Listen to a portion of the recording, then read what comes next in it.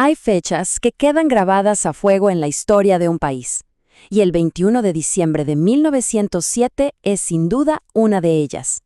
Ese día ocurrió uno de los hechos más trágicos y emblemáticos en la historia del movimiento obrero chileno. Hoy vamos a desglosar los eventos que llevaron a la terrible masacre de la Escuela Santa María de Iquique, un suceso que marcó para siempre la lucha social en Chile. Estas líneas del poeta Francisco Pessoa Vélez son demoledoras. Capturan a la perfección el espíritu de lo que pasó. Una marcha que empezó llena de esperanza, de fe en un futuro mejor y que terminó de la peor manera posible. Entender esa esperanza rota es clave para dimensionar la magnitud de la tragedia que estaba por desatarse. Bien, para entender cómo se llegó a este punto, tenemos que viajar a las pampas salitreras.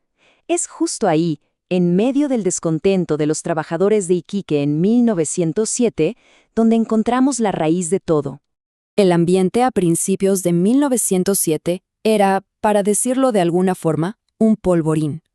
Imaginen la situación.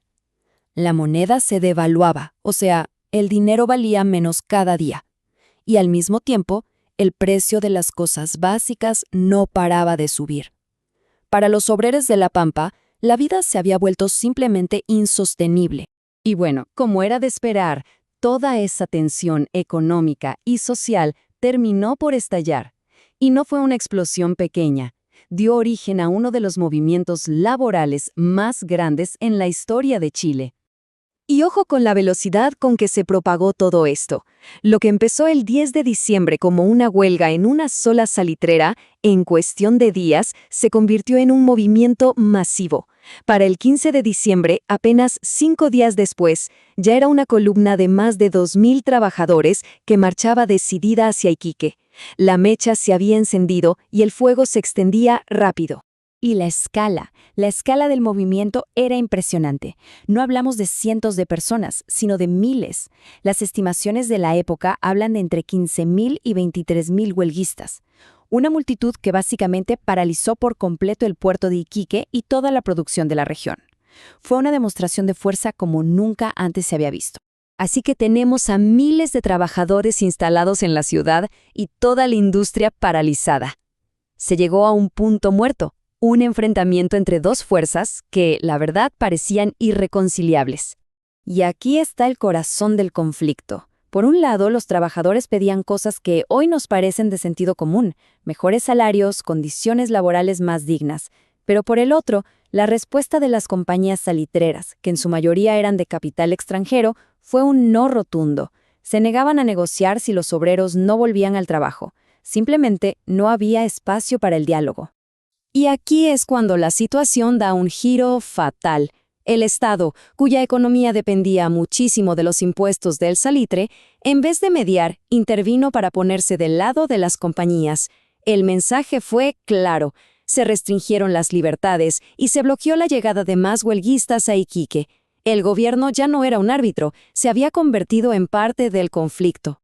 Este cambio de postura del gobierno nos lleva directamente a las horas previas a la tragedia.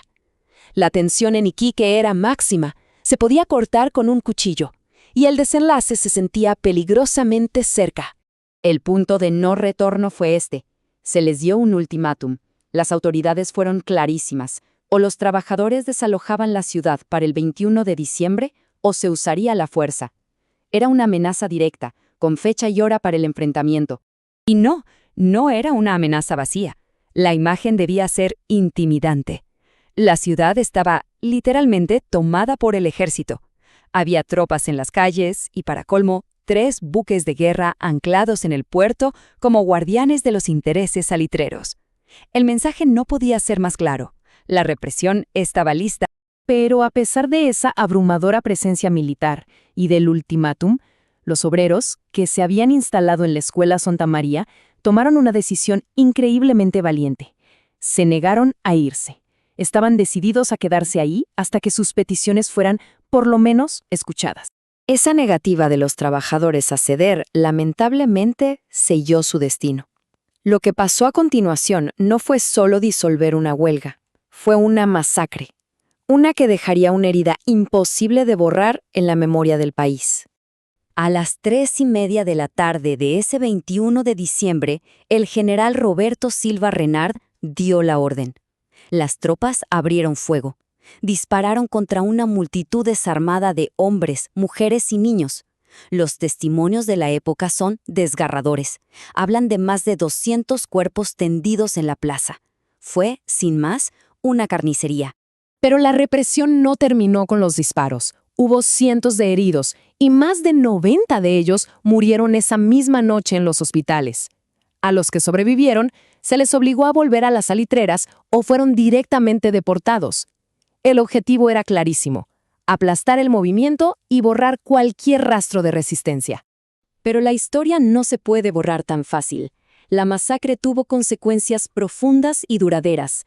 Forzó a todo el país a debatir sobre la llamada cuestión social, o sea, las terribles condiciones de vida de la clase trabajadora. Se convirtió en un símbolo de martirio y de lucha que inspiró a artistas, a intelectuales y que obligó al movimiento obrero a buscar nuevas y mejores formas de organizarse. Y esto nos lleva a una reflexión final, ¿no? La masacre de la Escuela Santa María es mucho más que un evento histórico. Es un recordatorio de cómo la violencia y la injusticia pueden, paradójicamente, fortalecer la lucha por un mundo más justo. Nos deja la pregunta abierta de cómo estas cicatrices del pasado continúan definiendo quiénes somos como sociedad y por qué seguimos luchando hoy.